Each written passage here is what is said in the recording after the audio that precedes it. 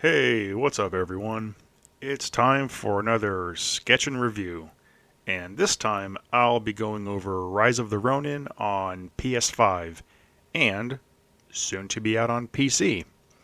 So, for this drawing, I really wasn't sure what I was going to do since this game is kind of a fully customizable fantasy RPG set in the 19th century Edo period of Japan. I mean, I really could just draw any generic samurai or ninja. And yes, I know ninjas are technically Chinese, but whatever. It's not like video games are historically accurate. Assassin's Creed Shadows. I'm basically just gonna draw my custom character or a regular character wearing just kind of samurai armor. And I wanted to do this in kind of that ink wash style, but since I don't have ink wash, it's digital, so it's kind of a sloppy mess to start with, but I just wanted to do something different. Plus, I don't think this review is going to be too long, and I'm just considering this a quick sketch, but I am happy with how it turned out. So, anyway, Rise of the Ronin. Is it good? Is it bad? Is it just another hack and slash ninja game where you smack people around with a sword? The answer is yes. It's really good.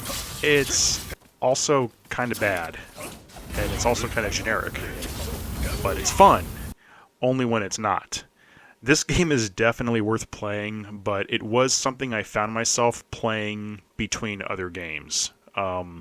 It feels like it has all the pieces of almost being a great game.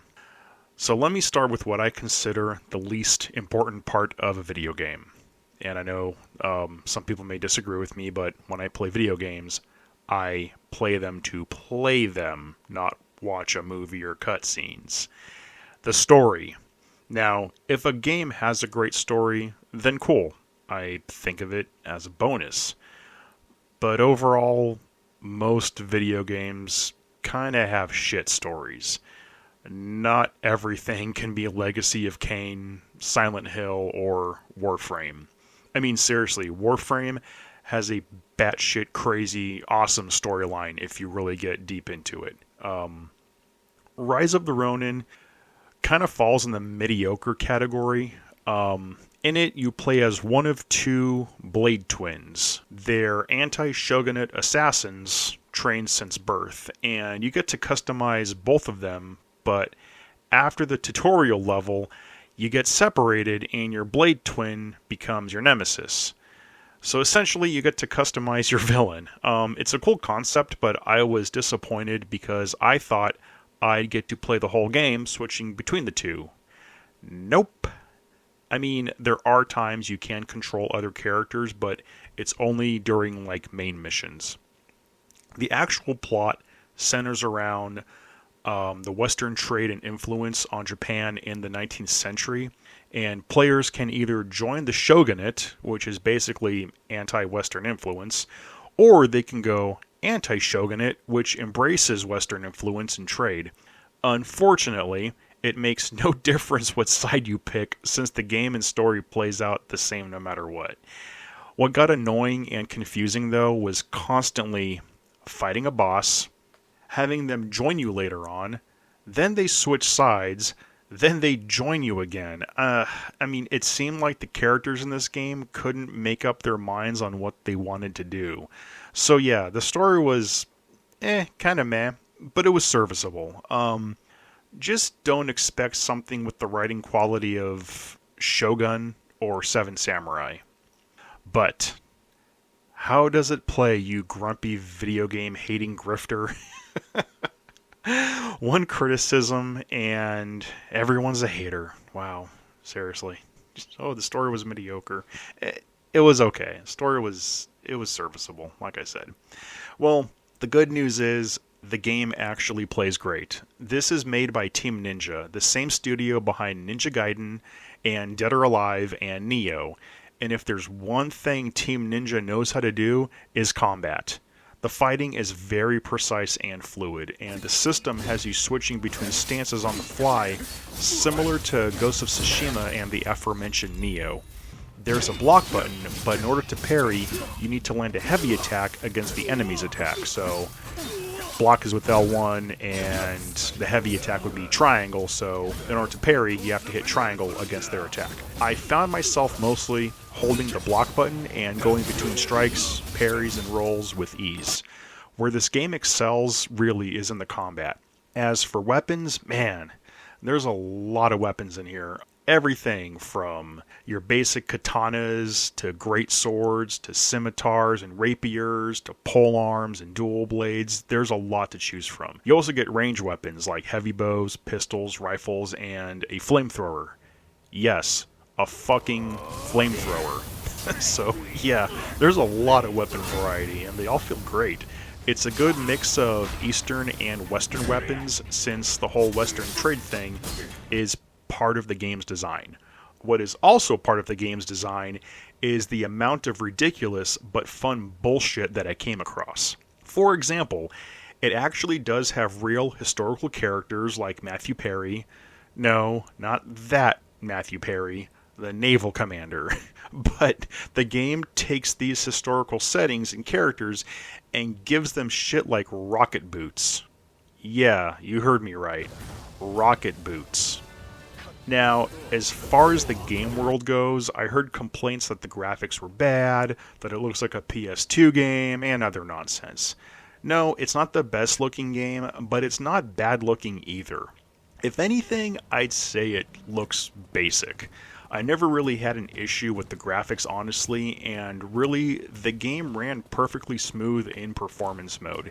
It never stuttered or slowed down like when I played Silent Hill 2. It's honestly one of the smoothest games I've played in a while, but I think that's due to the fact that it's not graphic intensive. I'm not sure how it's going to be on PC, since who knows with PC games nowadays, it crashed to fucking Windows, or there's a compatibility issue, or I don't know. So, you guys getting this on PC later, it ran perfectly smooth on PS5, so hope the same for you guys. But still, it doesn't look like a fucking PS2 game. I don't know where people were getting that from. Now, about the negative part of my experience. While the combat is fun and the game world is nice to explore, and surprisingly well populated, it's just a bit tedious. It's not as bad as your average Assassin's Creed game with constant side quests, but it does get pretty repetitive in terms of character specific quests. Most of them are just join a companion, help them kill some enemies, and recruit them. That's it. I think this was their way of pushing closer character relationships, but here's the thing. This game actually has really good cutscenes.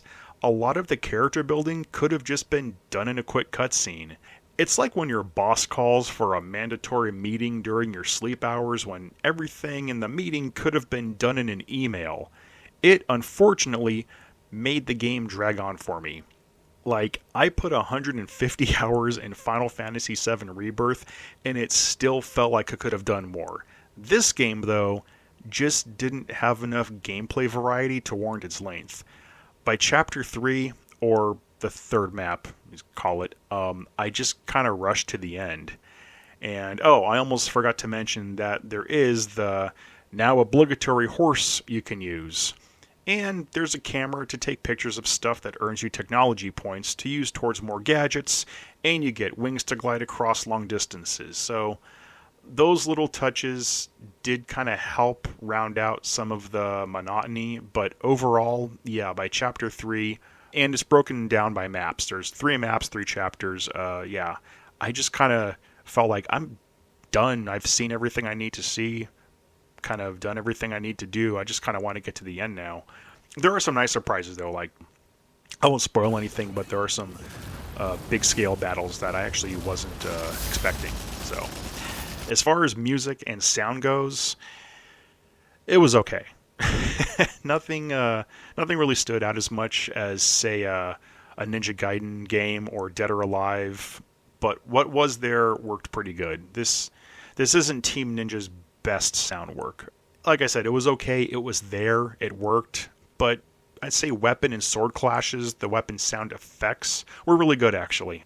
Everything dinged and clashed like, well, in a fantasy way how real weapons would, even though it's kind of exaggerated. But it was cool. So, overall, I'd say pick this up on sale.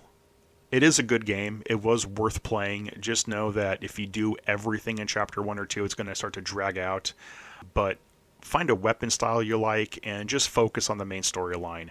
I think it'd be a much better experience that way. There definitely is a fun game here. I just strayed off too much and got bored.